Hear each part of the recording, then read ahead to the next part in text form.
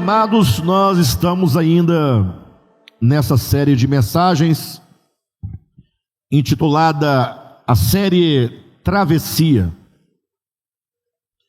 E todo o nosso propósito com essa série é exatamente despertar a igreja, esse pequeno rebanho que o Senhor colocou sob a nossa responsabilidade, rebanho este,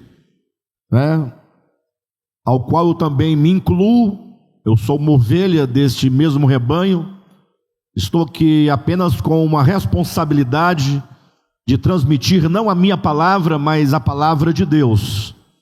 Então aqueles que pregam, eles estão apenas ali como canais de Deus para trazer a palavra do Senhor à comunidade, à igreja, a esse pequeno rebanho. Então, o objetivo que nós temos nessa série, mais especificamente, é exatamente falar para cada um de vocês, deixar claro o sentido e a natureza da vida cristã. Isso porque muito facilmente, até mesmo em razão da nossa cultura ocidental, que é uma cultura extremamente frágil, uma cultura extremamente fraca do ponto de vista da espiritualidade, do ponto de vista da vida interior, o Ocidente é muito frágil. Na verdade, o que existe patente aos olhos de todos, que se vê de religião e de religiosidade do lado do Ocidente, é basicamente a ideia de dogma, doutrina, conceitos ditos ortodoxos, e ainda que sejam ortodoxos, mas que estão encadernados nos livros de teologia, estão encadernados na própria Escritura, e que fazem parte de uma confissão verbal, mas não necessariamente está presente na vida prática, no viver diário, ou melhor, não necessariamente faz parte do meu ser, da minha alma.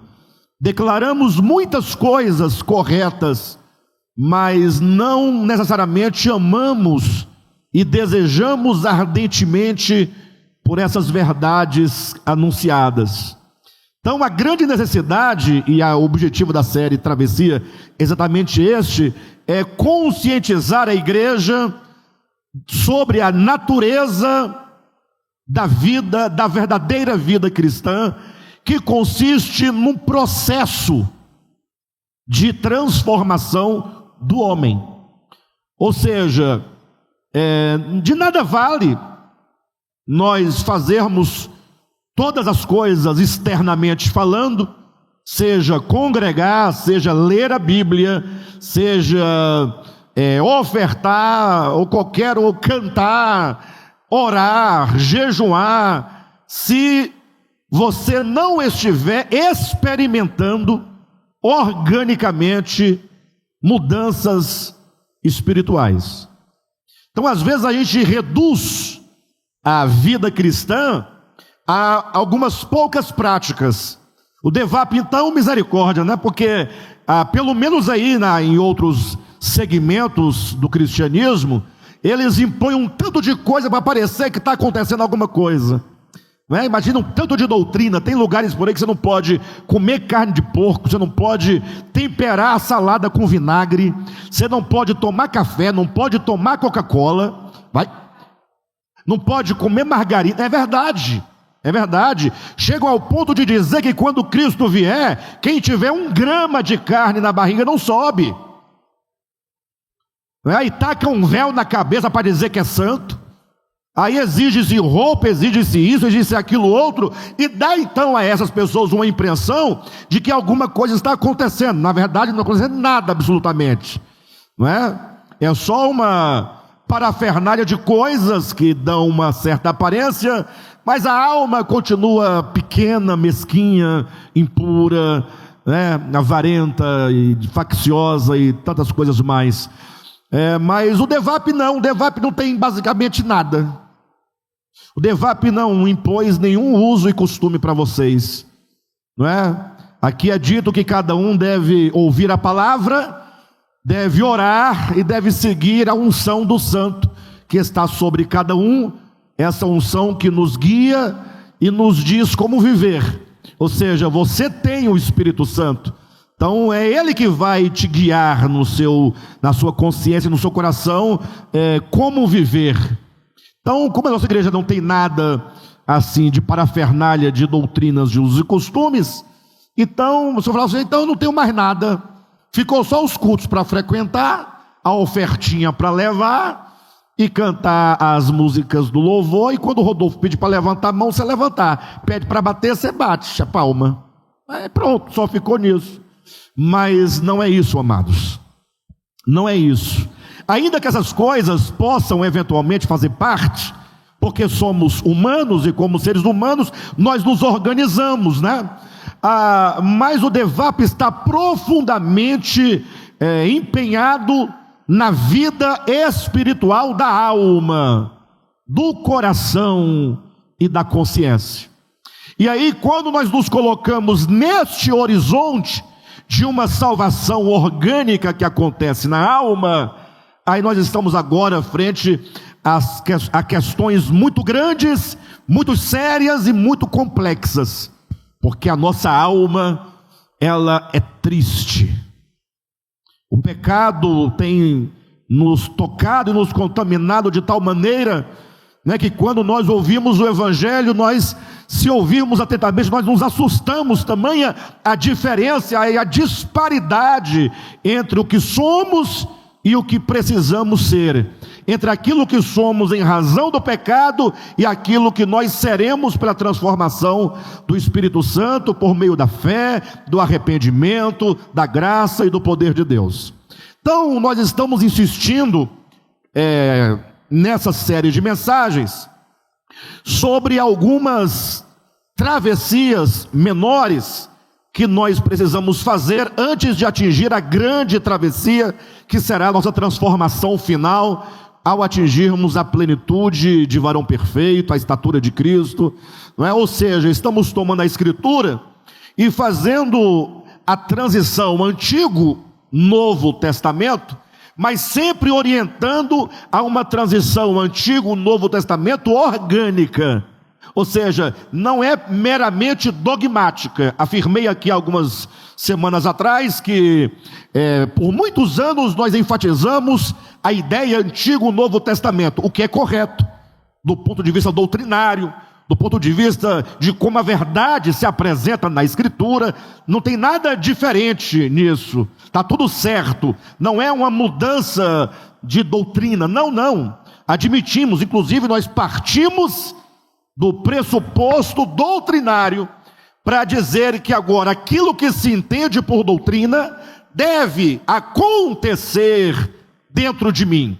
Ou seja, amados, a grande necessidade nossa que eu falo é DEVAP, é nós transitarmos, fazermos a transição, a travessia Antigo e Novo Testamento, em que no nosso coração nós absorvemos o Espírito da graça. No coração temos que absorver o Espírito da nova aliança, temos que ser absorvidos pelo Espírito de Cristo. Ou seja, hoje nós vamos observar que nós temos muito de Moisés, até hoje, não doutrinariamente, porque Moisés não se cria aqui no DEVAP. Moisés aqui no DEVAP, tadinho do bichinho, ele é todo surrado, não é? Vocês sabem disso. Mas o problema é que Moisés, ele está entronizado no coração. Nós vamos perceber que, a despeito de o quanto nós defendemos o Novo Testamento enquanto Bíblia, nós ainda somos Velho Testamento no coração, na alma e na consciência. Agora não fiquem tristes quando eu falo que Moisés aqui não tem vez, porque não tem mesmo. Não tem mesmo. Moisés aqui vai sentar lá na última cadeira para aprender o Evangelho de Jesus Cristo.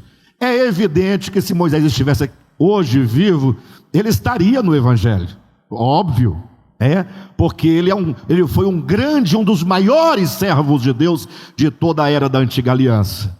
Ele foi um servo, inclusive, diz a Escritura, fiel. Só que ele foi fiel, e isso é positivo, dentro daquilo que ele recebeu enquanto o ministério da antiga aliança, que não tem mais vigência. Então é nesse sentido do ministério veterotestamentário que não tem vez aqui. Ou seja, nós não vamos admitir um viver, um doutrinar a partir das categorias do Velho Testamento. Impossível isso, né? Até porque a própria Escritura se propõe a nós no ensinamento da palavra de Deus no sentido progressivo, sempre avançando até, como nós já falamos, chegar ao que é perfeito. Hoje, do sangue de Abel para o sangue de Cristo, me veio esse título. Na verdade, me vieram vários títulos possíveis, porque vamos trabalhar ali Hebreus capítulo 12, a partir do versículo 18 em diante. Mas eu achei mais bonito do sangue de Abel para o sangue de Cristo. Então, vamos lá, no livro de Hebreus, capítulo 12, por gentileza, capítulo 12, versículo 18. Vamos lendo e vamos compreendendo essa transição proposta pelo escritor aos Hebreus. E aqui nós temos, nesse primeiro momento da mensagem, a proclamação do Evangelho. O que nós faremos agora em termos de travessia, de transição, estará no âmbito da declaração da verdade. Ou seja, não é uma ideia do Alexandre, do Josué, tampouco do Devap. Para com isso. É a própria Escritura que nos avisa claramente que há dois montes na Bíblia que são simbólicos e que muito representam no âmbito da revelação da verdade. De um lado, fala-se do Monte Sinai, onde Moisés recebeu a lei e as tábuas dos 10 mandamentos. Do outro lado, um outro monte, chamado o Monte Sião, exatamente ali onde Davi ou Salomão construiu posteriormente o templo. São dois montes. Só que esse Monte Sião, ele vai ganhar aqui no texto uma dimensão espiritual. Não é exatamente o Monte Sinai, ou o Monte, não é exatamente o Monte Sião, lá de Jerusalém, mas aqui o Monte Sião enquanto uma região em que estão não somente Deus, os anjos, Jesus, mas todos os santos também que foram aperfeiçoados, que foram salvos, que são objetos da morte do Senhor, da obra de redenção, da salvação. Mas o fato é que são dois montes que estão aqui sendo contrastados, contrastados, né? Estão num contrastes, e que é preciso que nós entendamos claramente. E veja que o autor de Hebreus começa dizendo assim: ora, não tendes chegado. E aí vocês param e entendam que, a despeito de na Escritura afirmar que nós não temos chegado, isso aí é uma declaração genérica. Não quer dizer que você não esteja se achegando ao Monte Sinai, porque é dito que a verdade da travessia Antigo e Novo Testamento é que deve-se deixar para trás a vigência da lei, deve-se deixar para trás o Monte Sinai, a própria lei, Moisés, e você deve seguir adiante para uma nova experiência das realidades espirituais. Mas o texto diz: ora, não tendes chegado ao fogo palpável e ardente. Vamos tomar posse dessas figuras de linguagem. Ora, aqui o escritor está fazendo menção ao dia em que Moisés recebeu as tábuas da lei no Monte Sinai. Quando Deus estava dando ao povo de Israel as tábuas da lei, este era o cenário diante dos olhos dos hebreus, os filhos de Israel, diante do monte, e é dito: ao fogo palpável e ardente. Depois vocês leiam Êxodo capítulo 19 e capítulo 20, que contém essa descrição. E qual é a impressão que você tem? E eu vou precisar dessas impressões de vocês para nós podermos entender a mensagem de hoje. Quais são as impressões que vocês têm? Se vocês ou se nós estivéssemos nos chegando ao Monte Sinai naquela ocasião, e você visse ali o fogo palpável e ardente, o Monte Sinai fumegando, o Monte Sinai tremendo. Não tendes chegado ao fogo palpável e ardente, e a escuridão, e as trevas, e a tempestade. Qual é a sensação que você tem se fosse te oferecido este Deus aqui? Você agora vai se encontrar com Deus, e ao chegar no monte onde Deus estava, você visse aquele monte cheio de trevas, de escuridão, o fogo descendo sobre o monte, um fogo palpável e ardente, e a escuridão e as trevas e tempestades e relâmpagos. Pode seguir o texto. E ao clangor da trombeta, as trombetas tocando, aquela solenidade. Como você se sentiria diante dessa situação? E ao som de palavras tais, que quantos o ouviram, suplicaram que não lhes falassem mais. Vocês percebem? O problema é que quando nós lemos a Bíblia, nós lemos por obrigação, e nós nem vemos e não entendemos, consequentemente, o que estamos lendo. Mas construa diante aí da sua mente, na sua mente, essas imagens, não é? E ao som de palavras tais, que quantos o ouviram suplicaram que não lhes falassem mais. Pode seguir. Pois já não suportavam o que lhe eras ordenado. 2 pontos. Até um animal, até o seu pet.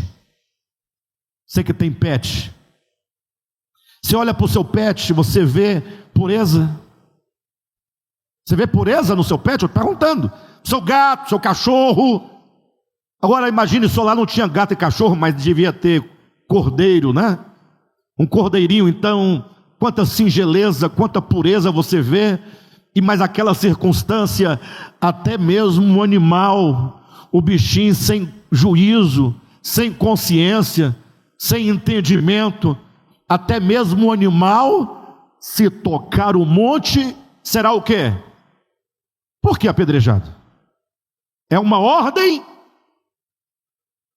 Ou seria um juízo espontâneo? Porque se você falar que um animalzinho tocar a patinha na eletricidade, então naturalmente ele vai receber uma carga elétrica, sim ou não? Mas aqui era uma ordem dizendo: olha, Deus está aqui, logo temam. Vocês precisam ver um Deus que traz juízo, um Deus que é santo, e Ele é santo.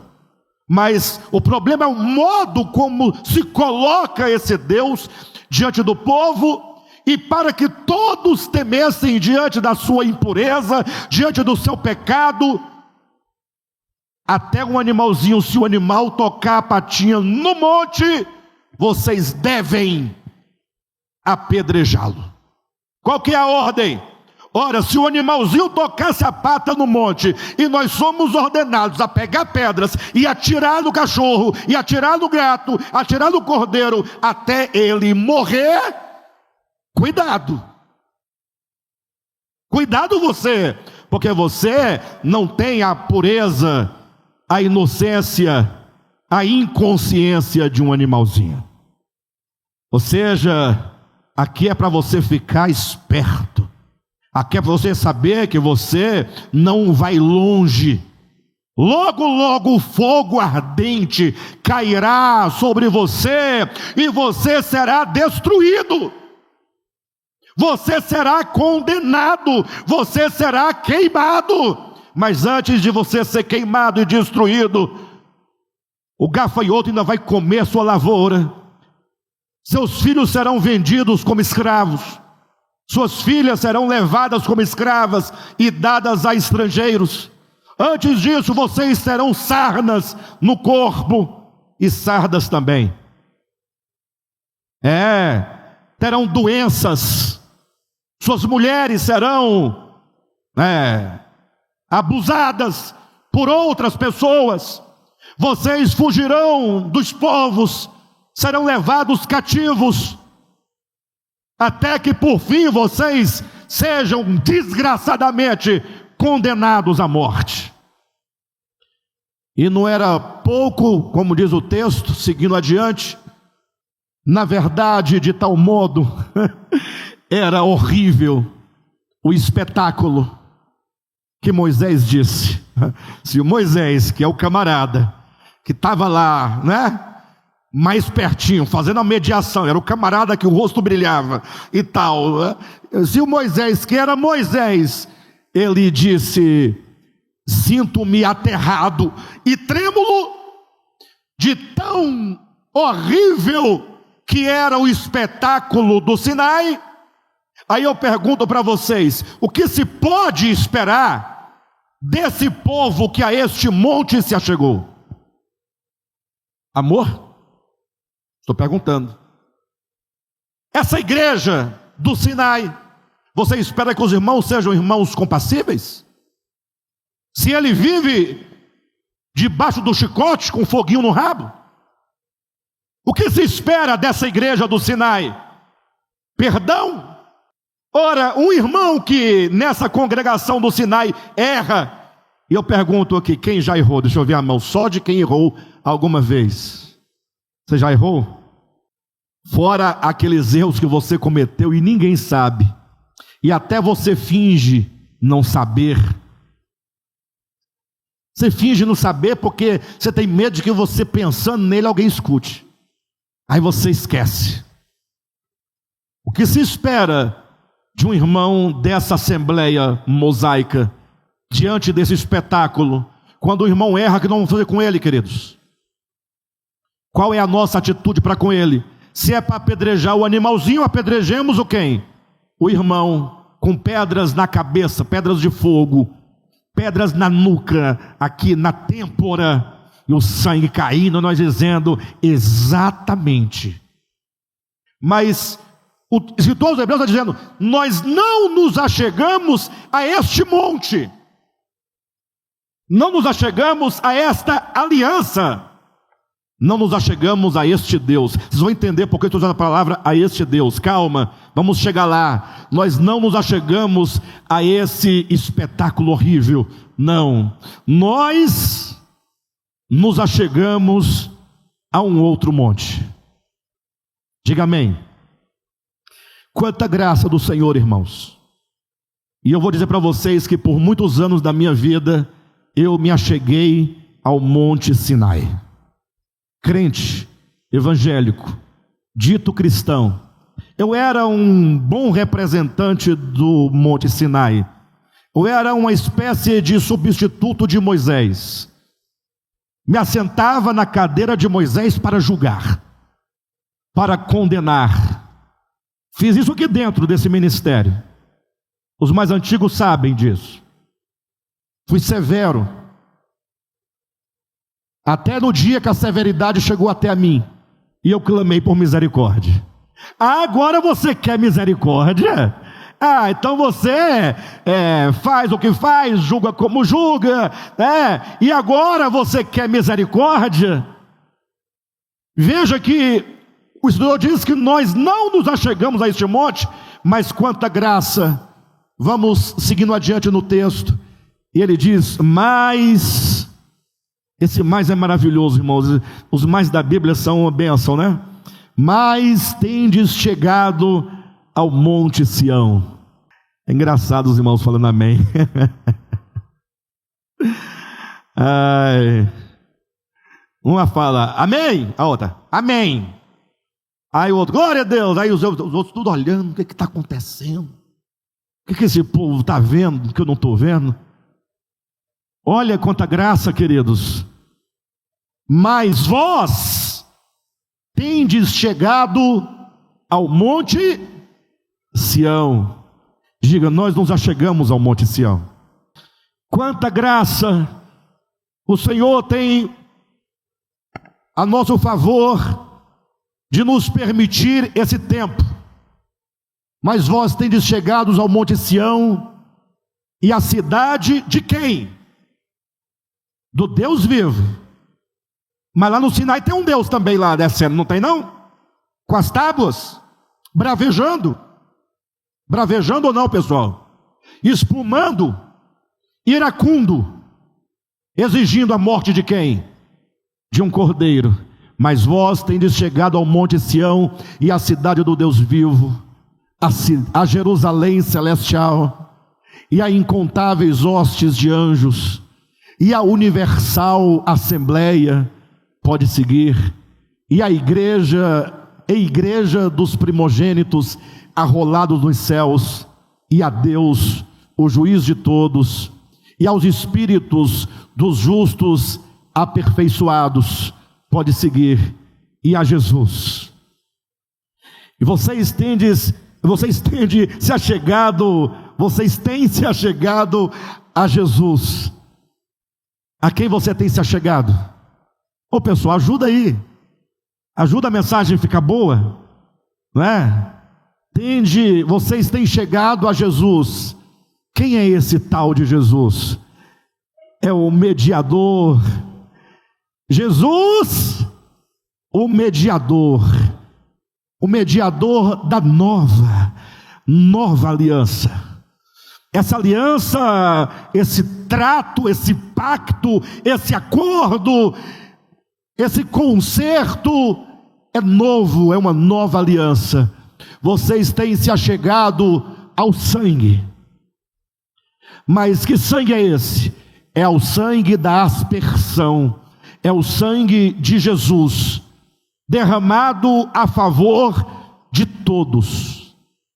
1 João capítulo 2, versículo 2, diz que o sangue da propiciação foi derramado pelo mundo inteiro.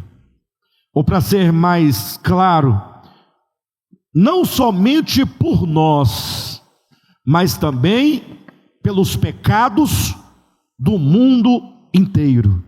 Temos nos achegado a Jesus, o mediador da nova aliança, e ao sangue da aspersão, que é o sangue de Jesus, que fala, o sangue de Jesus fala coisas o quê? Superiores. Ora, mas quando você diz que o sangue de Jesus fala coisas superiores, você tem que perguntar, superiores a quê?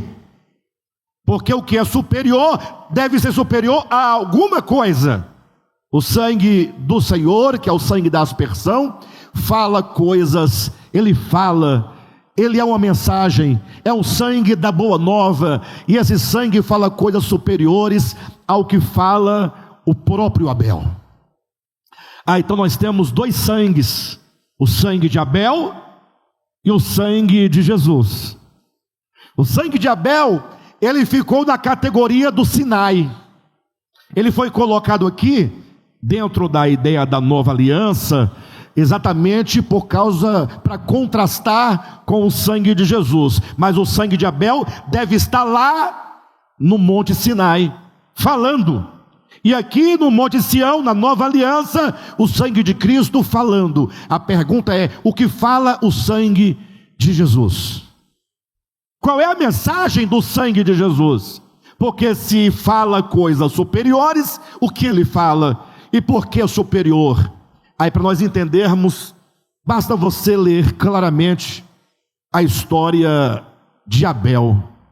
Abel, maravilhoso, aquele servo de Deus, que fez tudo certo, tudo adequado, e que morreu, de que maneira?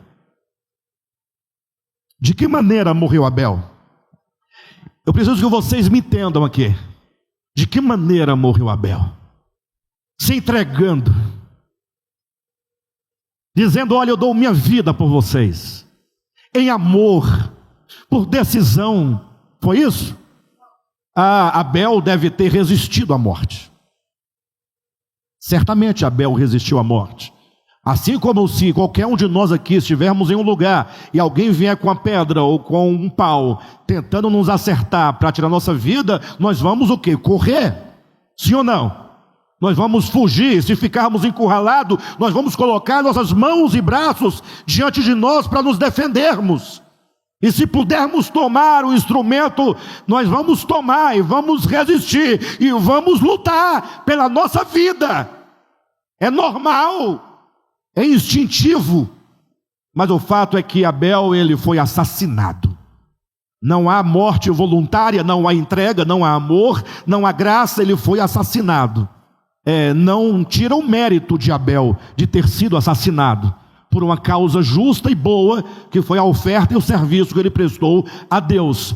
Mas o fato é que agora, depois de morto, é aquilo que todos nós falamos, e aqui se define se você é do Monte Sinai ou do Monte Sião. Quando alguém é assassinado, o que você fala? O que vem ao seu coração imediatamente? Qual é a ideia? Eu quero essa palavra aqui, depois eu vou chegar aqui. Qual é a ideia? Queremos justiça. Nós queremos o quê? Justiça. Está tudo certo. O problema é que a nossa justiça quer dizer exatamente o quê? Nós queremos descontar. É preciso devolver. O sangue de Abel, ele clama, diz a Escritura, por vingança. Ora, o sangue que clama por vingança, o sangue que cobra olho por olho, dente por dente, pé por pé, mão por mão, mal por mal, é o sangue da Assembleia e do Monte Sinai, porque ali tudo foi dito claramente, até um animal, se tocar o monte, foi avisado, morrerá, deverá ser apedrejado. A lei, ela não pode ser negada, tem que ser cumprida. Só que diz a Escritura que nós nos achegamos, não foi ao sangue de Abel que clama por vingança. Irmãos, o nosso coração, ele está cheio de desejo de justiça, só que essa justiça de que estamos cheios, não é a justiça de Deus, é a justiça própria, é a justiça humana, é a justiça que na verdade é vingança, só que ela vem com o nome de justiça, porque fica feio, pega mal um crente dizer que quer vingança, e ainda assim não faltam crentes dizendo que a vingança tem que ter, pelo menos na nossa vida prática. Ao contrário do sangue de Abel que clamava por vingança, o sangue de Jesus, ele clama por perdão. Agora você imagina se o sangue de Jesus clama por perdão. Estava Jesus na terra como homem. O que vocês acham de Jesus, queridos? Homem bom? Ei, homem bom? Melhor do que nós? Homem justo? Sem pecado? Não fazia mal para ninguém? Só fazia o bem? Prenderam-no. Quando Jesus foi preso, nós lemos nos evangelhos claramente o testemunho do sangue de Jesus, esse sangue que clama por perdão. Ele se entrega, ele beija o traidor, e sem ironia, em verdade, ao beijá-lo, ou ao ser beijado, digo, ele diz: o que vieste fazer, amigo? Por que fizeste isso, meu amigo? Chamar o próprio inimigo de amigo. Eu tenho uma mensagem que está aí guardada. Um dia, não sei, uma oportunidade eu vou ministrar. Não é bem uma mensagem, acaba sendo uma mensagem, mas é para fazer as distinções entre o que significa dizer que somos semelhantes. Você é o meu semelhante, tem um sentido. Você é meu irmão, isso tem um outro sentido. Você é o meu próximo, isso tem um outro sentido. E o meu inimigo? Aí quando chega nessa parte do meu inimigo, o fato é que nós não temos inimigos, não é? Não são os nossos inimigos. Há aqueles que se opõem em inimizade contra nós, mas da nossa parte não deve ou não deveria haver nenhuma inimizade. É o que ocorre em relação a Deus. Quando os inimigos chegam, e Judas era um desses inimigos, da parte de Jesus não há inimizade. Portanto, ele chama de amigo. É verdade, amizade, amor, fraternidade. Mas do outro lado existe o inimigo. E Pedro, naquele momento, o que ele faz? Ele reage. O que é natural, o que é instintivo. O que Pedro queria? Defender um justo. E aí nós agora poderíamos aqui elencar N circunstâncias que nós passamos o dia inteiro dizendo: isso é justo, isso é justo, isso é justo, deveria ser assim, não daquele modo, e ficamos permitindo que o nosso coração se encha de violência e de desejo. Essa semana mesmo eu ouvi uma pessoa dizendo publicamente: eu não vou matar o fulano, mas se ele morresse eu ia achar muito bom. No caso ele já matou no coração, mas imagine só, agora o séquito de vozes seguindo esse mesmo discurso, e nos chamamos de cristãos. Somos discípulos de Jesus? Ou somos discípulos do sangue de Abel? Nós somos da nova aliança ou somos da antiga aliança? Bem, genericamente o texto diz que nós não nos achegamos ao Monte Sinai, mas me parece que nós nascemos no olho do furacão do Sinai. Parece que nós fomos formados de lava. Se fosse um vulcão, parecia ser. Imagine vocês quantas vezes nós permitimos que o nosso coração se encha de violência e ainda assim nos dizemos servos de Jesus. Ele foi preso, Jesus foi levado a noite toda de uma casa para outra, de um lugar para o outro, de um tribunal para outro, se permitindo. Como ele próprio disse em João capítulo 10, eu entrego a minha vida. Ele não estava ali sendo assassinado. Jesus não foi necessariamente assassinado. Ele disse: eu dou a minha vida. Eu entrego a minha vida. Cuspiram em sua face, colocaram-lhe coroa de espinhos, zombaram dele, escarneceram dele. E eu vou falar a verdade para vocês, não sei para vocês, para mim, é melhor levar um tapa no rosto do que ser escarnecido. Não escarneça não, irmão, que você vai ver Abel, o sangue dele se manifestar. É complicado. Você sabe disso, não sabe? Você se conhece bem, não se conhece? Não estou falando de mim, estou falando de mim. Estou falando de mim. Não de mim. O fato é que insultaram a Cristo, cuspiram, humilharam, vestiram-no de rei, um rei de carnaval, um rei bobo, só para zombar dele. Porque se tivesse vestindo-o de realeza, tudo bem, mas não, era um escárnio. Era um modo de zombar. Colocaram-lhe uma cana na mão para dizer que é o cetro. E ele, como reagia? É isso que o sangue de Cristo fala. Ele fala coisas superiores. Ele fala de graça, ele fala de perdão, ele fala de misericórdia, ele fala de entrega, ele fala de renúncia. Por fim, quando ele estava na cruz, sendo crucificado, diante de toda uma multidão, foi desafiado a descer da cruz, zombado, escarnecido, e quando alguém esperasse que ele vai reagir, ele tem que reagir.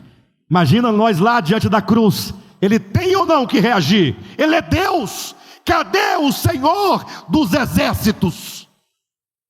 Cadê o Senhor que ia à frente da batalha com Josué, com Sansão?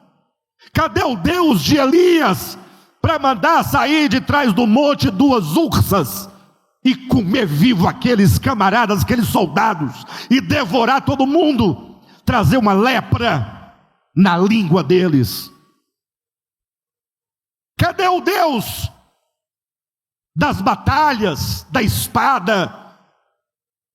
Ele tem que reagir, e acredito que muitos ali estavam aguardando. Ele vai reagir, em algum momento ele vai reagir, e de repente ele se dirige a toda a multidão, alto e bom som, faz uma oração ao Pai, dizendo: Pai, perdoa-lhes, porque eles não sabem o que fazem. Moisés vivo se converteria do Monte Sinai ao Monte Sião, ou não? O que o sangue de Jesus fala? Perdoa, porque não sabem o que fazem. E o que o sangue de Abel diz? Ele está dizendo agora: como assim perdoa? Eles não sabem o que fazem. Vai, acabou de se manifestar. Sabe sim. A Silvia falou, sabe? E a Silvia falou sério, ela não está cooperando comigo não, é porque ela é assim. Eles não são doidos. Não, e eu fico imaginando, poxa, mas eles sabiam, ou não sabia, pessoal? Mas o que importa, Jesus disse: Pai, perdoa-lhes. O sangue de Cristo pede perdão pelo inimigo, pelo ofensor. Ora, a cruz prega perdão, prega graça, prega misericórdia, prega reconciliação. Mas neste momento, e aqui é a travessia que nós precisamos fazer, eu vou usar meus últimos minutos para fazer a travessia com vocês.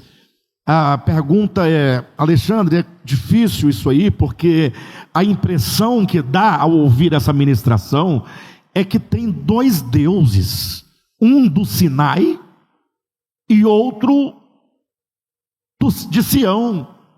A impressão que dá é que, puxa, aí nós ficamos tentando reconciliar um com o outro, ou conciliar um com o outro.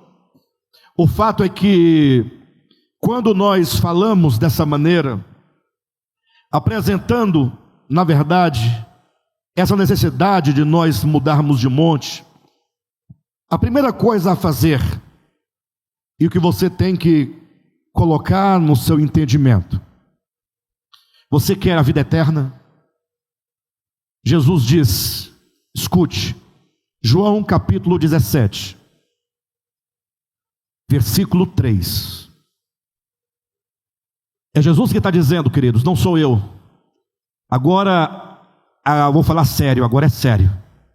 É o momento sério da mensagem.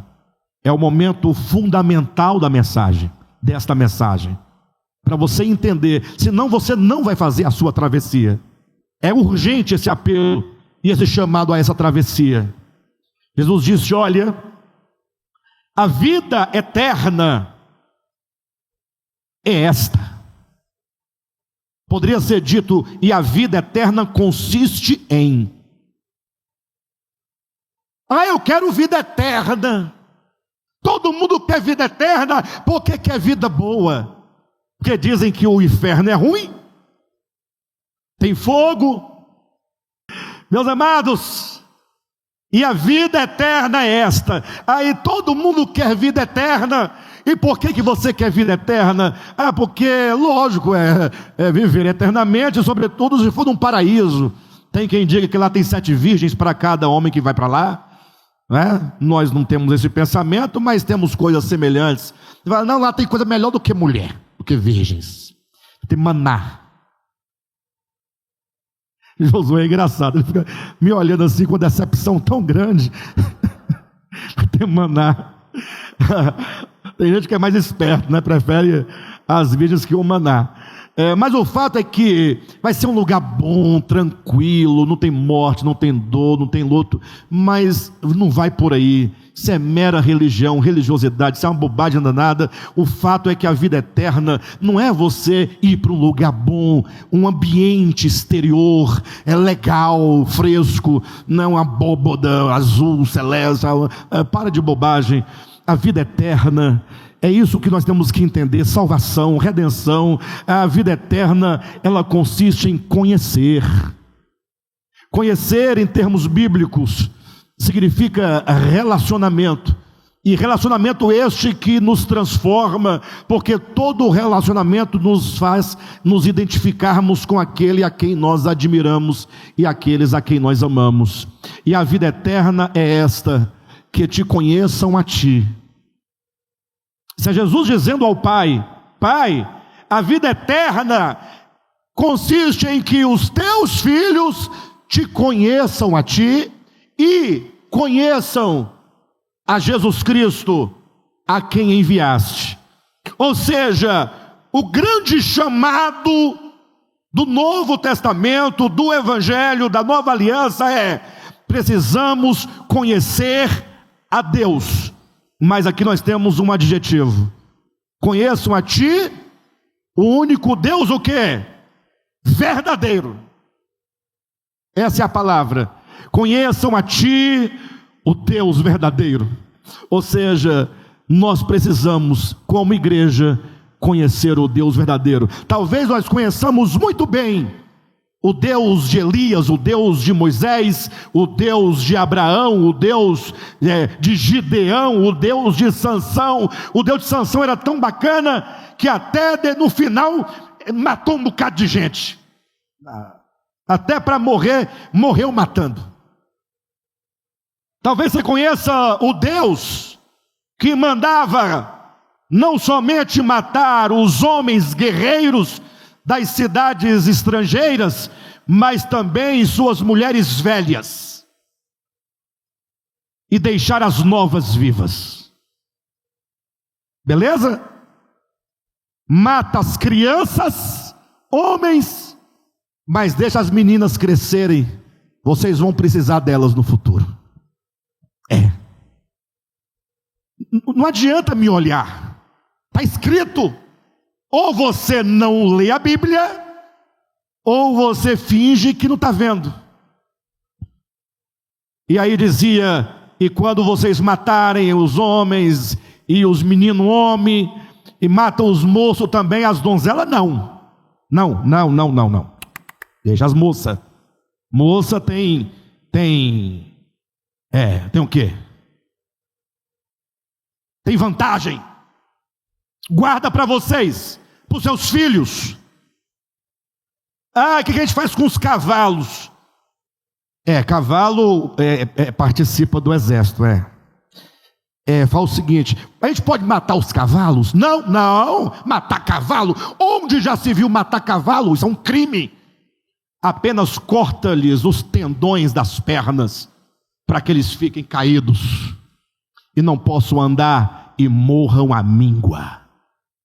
Talvez nós conhecemos mesmo o Deus do Antigo Testamento. Jesus fala: a vida eterna consiste em conhecer a Deus, a ti, o único Deus verdadeiro, e a Jesus Cristo, porque é esse Jesus quem vai nos revelar o Deus verdadeiro. Alexandre, mas quando se diz deste modo e neste tom, não parece descredenciar os profetas? Sim ou não? Não parece descredenciar os textos veterotestamentários? Não parece desacreditar? Eu quero que vocês conheçam uma coisa. Coloquem João capítulo 3, por gentileza, a partir do versículo 25. Me espera um pouquinho, eu estou acabando. Mas é porque isso aqui vocês têm que saber.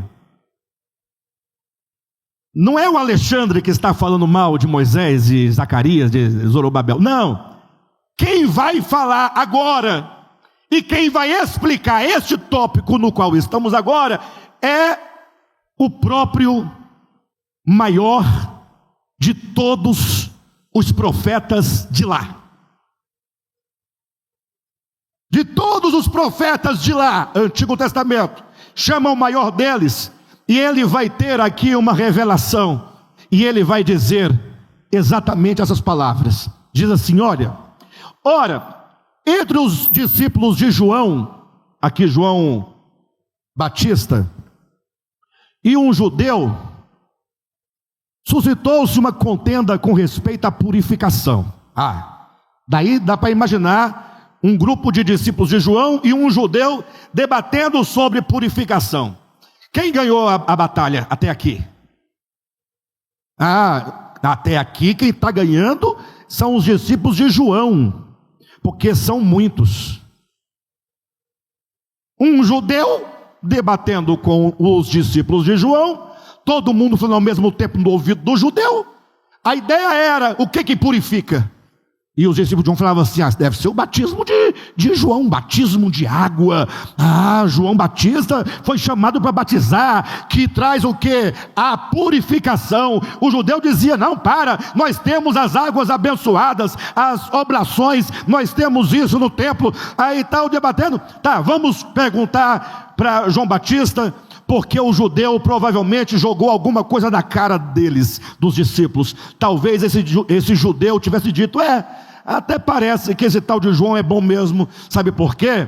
Porque João Batista é muito vacilão, porque ele batizou Jesus de boa, tá certo, mas o fato é que agora esse tal de Jesus que João Batista batizou está batizando muito mais do que João Batista. Aí falaram para os discípulos: João Batista está caindo, cada dia vai ficando sem discípulos, está só acabando. Aí eles pensaram, ficaram meio feridos, foram conversar com João Batista. Vamos lá.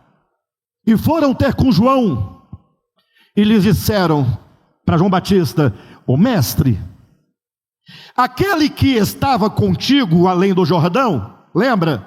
A quem tu batizastes, do qual tens dado testemunho? Jesus, o que tem? Ele está batizando, e todos lhe saem ao encontro. Vocês concordam que aqui existe uma disputa entre o judeu e os discípulos de João? E aí colocaram Jesus na disputa? Ele está batizando mais que vocês. Vai ter 3 igrejas: a igreja do judeu, a igreja dos discípulos de João e a igreja de Jesus. A disputa é quem batiza mais e quem purifica mais, quem é mais santo. João Batista resolve da seguinte maneira: respondeu João, presta atenção, o homem não pode receber coisa alguma se do céu não lhe for dado. Para de discutir quem batiza mais, se ele está batizando mais é porque ele recebeu mais. É o céu quem dá, é Deus quem dá. É Deus quem chama, é Deus quem faz. Pode seguir adiante. Vós mesmos sois testemunhas de que vos disse: eu não sou o Cristo, mas fui enviado como seu precursor. Pode seguir. O que tem a noiva é o noivo. O amigo do noivo que está presente e o ouve, muito se regozija por causa da sua voz ou da voz do noivo, pois essa alegria já se cumpriu em mim. Ou seja, eu fui chamado para ir até aqui. Eu fui chamado como precursor. Eu fui chamado para entregar ao povo o noivo. O noivo está aqui. A minha alegria se cumpriu em ser precursor. Eu entendo que eu sou profeta do Antigo Testamento e a minha obra se encerra aqui. Ele é o maior de todos os profetas. por boca de Jesus.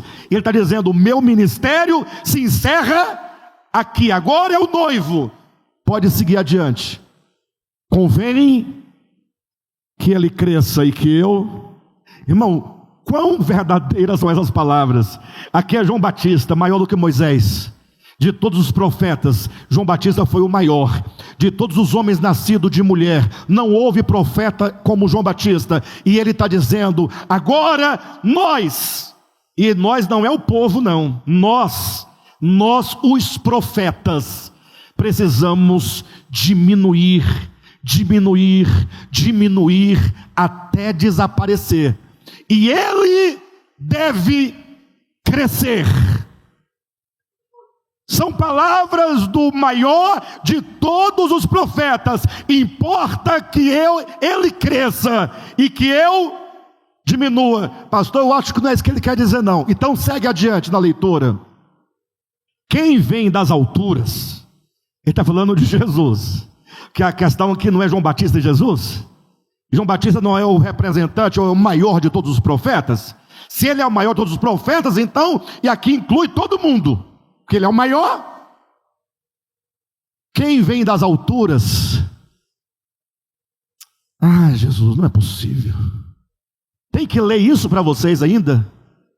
Depois de tantos anos. Quem vem das alturas, certamente está acima de todos. Obrigado pelo amém. João Batista vem do céu. Ele vem das alturas. Jeremias vem das alturas. Daniel vem das alturas. Ezequiel vem das alturas. Moisés vem das alturas. Enoque vem das alturas. Quem vem das alturas certamente está acima de todos. E quem vem da terra? Quem vem da terra? João Batista vem da terra, Daniel vem da terra, Moisés vem da terra, e são todos terrenos. Irmãos, por favor, em nome de Jesus, peça graça, peça entendimento. Quem vem da terra é terreno e fala. Moisés fala, os profetas falaram, João Batista é profeta, ele falava, mas qual era o ponto de partida? Qual era o ponto de vista? Qual era a perspectiva? Quem vem da terra é terreno e fala da terra. Agora, quem vem do céu, quem veio do céu, está acima de todos. Quem vem das alturas, certamente está acima de todos. Quem vem da terra é terreno e fala da terra. Quem vem do céu está acima de todos e testifica. Quem testifica? Quem vem do céu está acima de todos e testifica. Quem testifica? Quem vem de cima. Então Cristo vem de cima, Ele está acima de todos, e Jesus que vem de cima testifica o que tem visto e o que tem ouvido. É Jesus que diz: eu vi e eu ouvi, eu estou vindo de cima. Moisés não viu, e Moisés não ouviu, e nenhum dos profetas. Ah, mas ela diz que ele viu e ouviu. Está dizendo: ninguém jamais subiu aos céus, senão aquele que de lá desceu. A lei foi dada por intermédio de Moisés, a graça e a verdade vieram por intermédio de quem? De Jesus Cristo, porque é o Deus unigênito que está no seio do Pai, foi quem o revelou. Aquele que vem do alto, que vem de cima, que vem do céu, está acima de todos e testifica o que tem visto e ouvido. Contudo, ele veio, ele falou o que viu, ele é a testemunha, ele é o revelador, ele é a imagem exata. Contudo, ninguém aceita o seu testemunho. Ele falou sobre o Pai. Os judeus olharam, não é esse o Deus que nós conhecemos. Não é esse o Deus de Moisés. Segue adiante que eu estou encerrando agora. Quem todavia lhe aceita o testemunho Quem, todavia, lhe aceita o testemunho. Você aceita o testemunho de Jesus? Tomara. Quem, todavia, lhe aceita o testemunho, por sua vez, certifica que Deus é verdadeiro. Essa palavra verdadeiro, interessante, é uma palavra grega, aletheia. Aletheia. E é uma palavra que tem um sufixo, ou melhor, um prefixo, aletheia. Aletheia. Esse a é uma partícula de negação, quer dizer não. E aletheia quer dizer encoberto, velado, escondido, oculto. Logo, aletheia quer dizer o quê? Não oculto, não velado. Então, se aquele que ouve a Jesus e lhe aceita o testemunho, testifica do Deus verdadeiro, porque Jesus desvenda, desvela a verdade, a aletheia. Ele tira o véu de sobre o Deus que é o Deus verdadeiro. Ou seja, por meio de Jesus, você tem a revelação de quem de fato Deus é. E para encerrar os últimos versículos, pois o enviado de Deus fala as palavras dele. Quero que vocês entendam que tudo que até agora está sendo dito é um contraste entre quem vem do céu, Jesus, em relação a quem? Aos profetas, que aqui está representado em João Batista, o maior de todos os profetas. Então é dito, pois o enviado de Deus fala as palavras dele. Sabe por que Jesus, que veio do céu, fala as palavras do Pai?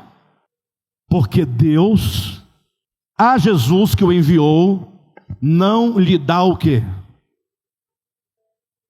Deus deu ao Filho o Espírito por medida, uma gotinha, 1 litro.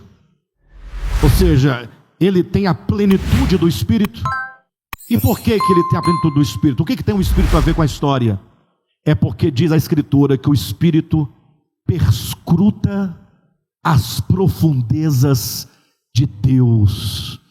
O Espírito de Deus sabe quem Deus é, porque o Espírito de Deus, que é Deus mesmo, na sua parte mais íntima, humanamente falando, é que perscruta no mais profundo do coração e traz toda essa identidade, essa revelação abundantemente ao Filho. E diz, vai lá e diga quem de fato o Pai é. Tu não recebestes o Espírito por medida. É pleno a revelação. Agora, os profetas receberam de Deus, lógico, mas receberam as medidas. Uma gotinha aqui, uma gotinha ali, uma gotinha, uma gotinha. Por isso eles falavam por Deus, mas falavam da terra. Falar de Deus é uma coisa. Agora, falar de Deus de uma perspectiva terrena é outra. Jesus falava por Deus, da parte de Deus, tendo toda a plenitude do Espírito de Deus que revela as profundezas de Deus, e ele falava da perspectiva do seio do Pai, do coração do Pai, do céu. Por isso que ele pode dizer, eu sou o caminho, eu sou o quê? A verdade. Ele é a verdade. Eu creio em Jesus Cristo. Eu creio em Jesus Cristo. E a nossa grande travessia é agora sermos servos de Jesus, das suas palavras, do seu evangelho. Para encerrar essa mensagem, leia na sua casa 1 João, capítulo 5, versículo 20. Tá bom? São as palavras que você vai meditar esta tarde, como sendo o complemento e finalização dessa ministração.